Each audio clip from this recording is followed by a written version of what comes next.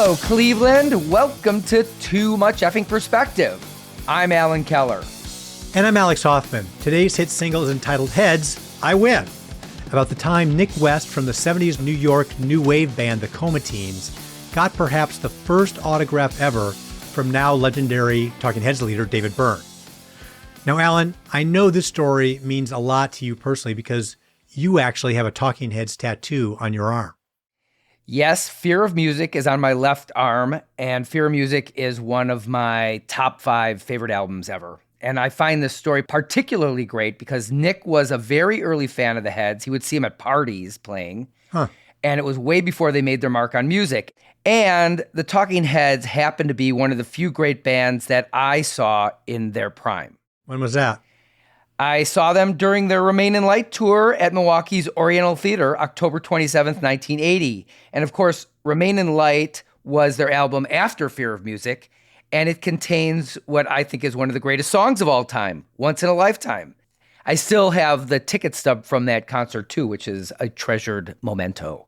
That's very cool. I never saw a show at the Oriental. I was supposed to go see REM during their prime, but didn't work out. Really? You never saw anything at Oriental? That's crazy because I saw another band at their peak at the Oriental. I saw Devo back in 1980. We've talked about that on the show before. Yeah. I also saw ELO, Electric Light Orchestra, at their peak, their New World Record tour back in maybe 1976 with my sister Ray Ellen. That was the first concert I ever saw, in fact. Cool. And I think the only other band I saw at their absolute peak was On Account of You, my friend. You took me to see Radiohead at the Metro to support their second album, my favorite album of theirs, The Bends. Yeah, so those were early innings for Radiohead even then. I think they peaked a little bit after that, to tell you the truth. I saw them at the Hollywood Bowl a couple of times, and that was pretty epic. But yeah, that was fun in Chicago. We even had coffee with Ed O'Brien and Colin Greenwood, and then I took you onto the tour bus to say hello to Tom York. So you made the rounds with Radiohead. That was kind of nutty, meeting Tom in the back there. He and I both with our half-closed eyes. It was a meeting of the minds, yes. Right.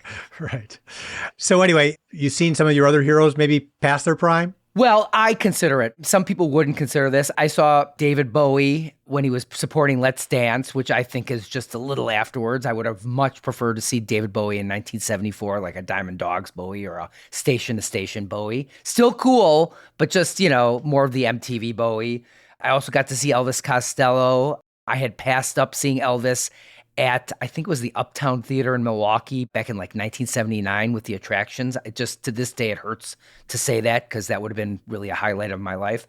But I did see him at Alpine Valley, I think, during his Imperial Bedroom tour, which is a pretty fine album too. Well, for me, most of my sneak previews came from bands that I toured with. So right. I've seen probably 70 Radiohead shows. I saw PJ Harvey on her first U.S. tour, and had the chance to see Sheryl Crow and Sarah McLachlan when they were coming up because I was on tour with them in one form or another. So, in terms of like full on prime, saw Bruce Springsteen on Born in the USA, and I saw the Ramones in a punk club in Washington, D.C. Again, this was like 1990, so they were arguably past their prime, but you still see teenage kids who would be lucky to see a Ramones video. We're wearing the Ramones t-shirts these days, but pretty cool. Anyway, my first concert ever was The Who on their first farewell tour. And I think it's kind of interesting to think about when's in their prime. I think at that point, Pete Townsend was only 37 years old. You could argue that he was still definitely in his prime of musicianship even then. I think if you're going to see The Who in their prime, I think you have to see a Keith Moon show. But to give you credit, I remember I could have seen that show and I thought, they're already past their prime. And I would have killed to see that show now. I'm sure it was still pretty great. Yeah, no, it was definitely great. Well, so those are great stories, Alan. And let's hear from Nick West from the Comateens and have him tell us about his early encounter with David Byrne. I saw the Talking Heads as a trio before Jerry was in the band. And it was just David, Tina, and Chris. And they used to play GBs and Maxes all the time, usually GBs. I was just obsessed with them. I thought they were the greatest thing I'd ever seen. I was passing CBGBs around 2:00 in the afternoon, and it was empty. Out of the corner of my eye, I see a guy sitting by himself at a table, drinking a beer, and staring into space, and it was David Byrne. And I went up to him spontaneously. I asked him for an autograph. I had a little notepad in my pocket, and I said, I just think your band is great. Could I have an autograph? And he said, you want my autograph? I said, yes. He said, what do I write? I've never done this before. And I said, write whatever you want. This was in October of 1976. So he writes very carefully, David Byrne in capitals, October 1976. I said, thank you. He said, you're welcome. And I probably have the very first David Byrne autograph that exists in the world.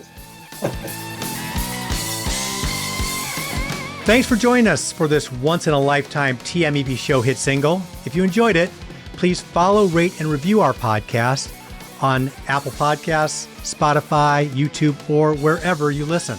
And tune in next time for more great Spinal Tap moments on Too Much Effing Perspective.